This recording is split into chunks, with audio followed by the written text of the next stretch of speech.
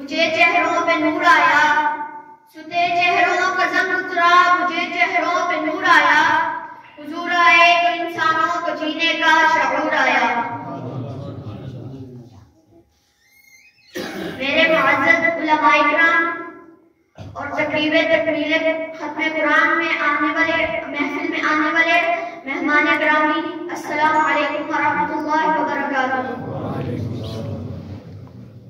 आज मुझे जिस मौजू पर लफ्ज़ करने का मौका मिला है वो है खत्मे नबूवत और रुमानी जिम्मेदारियां। आज मैं अपने मौजू सुखन का आगाज सरवरे कौनैन, साक़िए कौसर, शाफ़िए महशर, ताजदारे मदीना, अब्दुल्लाह के लफ्ज़े जिगर, आमिना के नूरे नज़र, सय्यदुल बशर, महबूबे किबरिया, बदरुर रुजा, शम्सुज़ ज़ुहा, अरब के शहज़ादे मुहम्मदुर रसूलुल्लाह के मुक़द्दस, मुतहहर, मुनव्वर नामे नामी इसमे गिरामी से करता हूँ, क्योंकि हुज़रत करीम ने इरशाद फरमाया, ऐ मेरे महबूब, ऐ मेरे लाडले पैगंबर, मेरा तुझसे वादा है, ज़मीन के जिस खित्ते पर, आसमान के जिस कोने पर, हवा के जिस झोंके पर, दरख्त के जिस